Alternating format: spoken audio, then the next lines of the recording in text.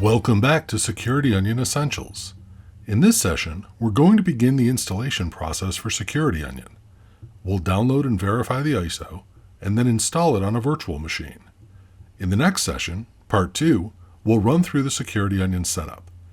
Let's go ahead and get started. The best place to start is our website.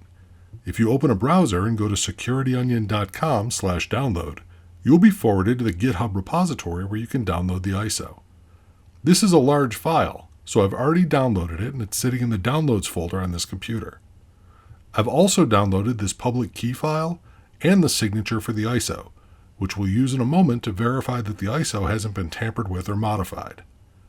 Please note that I'm doing this on a Windows desktop, so the command line syntax is a little different than it would be on a Linux or macOS workstation.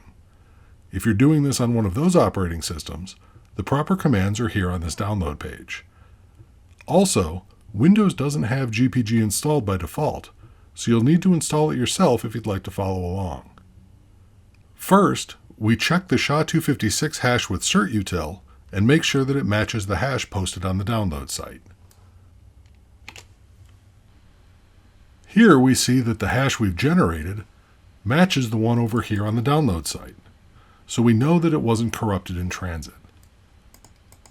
Next, we import the signing key and signature, and check to make sure that the signature on the ISO is valid.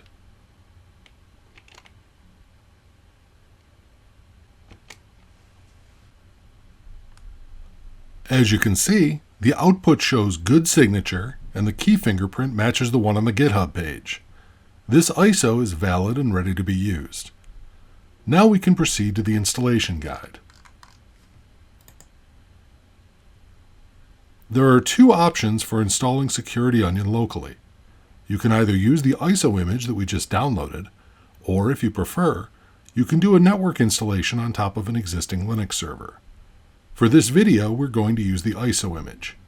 If you'd prefer to do a network installation, the instructions for that are in our documentation. You can follow that and then join us again in the next video where we go through the setup process. Let's click on this Hardware Requirements link and see what sort of specs we need for an eval installation of Security Onion. As you can see here under Minimum Specs, the requirements for an eval mode installation are 8 GB of RAM, 4 CPU cores, and 200 gigs of storage. We're also going to need 2 network interfaces, one for managing the Security Onion node via the web browser, and one for monitoring traffic. Please note that these are minimum specs. The more traffic you want to monitor and the more logs you want to ingest, the more resources you'll need to dedicate to the platform.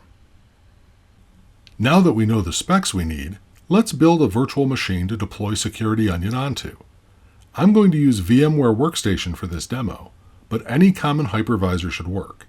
If you run into issues with your virtual machine platform of choice, check our documentation to see if there are any known issues and workarounds there.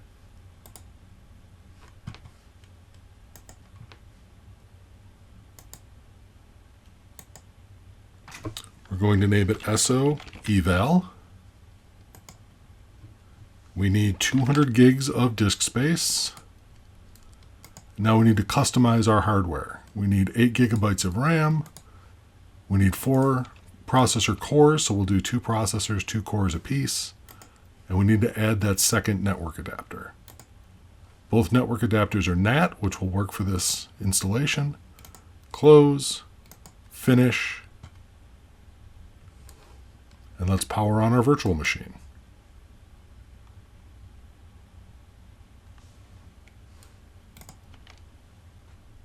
The first thing the installer asks us is whether we wish to continue. This will wipe out all data on this VM's drive, which is fine. It's a brand new virtual disk with no data on it. Type yes to continue. Next, you'll be prompted to create an administrative account. This is the operating system level account that you'll use if you need to log into a command shell on the Security Onion server. Just to be clear, this is not the same as the accounts used to log into the Security Onion web console. We'll cover setting those up in the next session. Let's call this account Analyst, and then we'll choose a password. Now the automated install will begin. The disk will be partitioned and formatted appropriately, and the base Security Onion image will be installed and configured. This process takes a few minutes, so I'm going to pause the recording now while it completes. After the install completes, you'll be prompted to press Enter to reboot. After the VM reboots, we can start on the setup and configuration process for Security Onion. Join us in the next video to continue.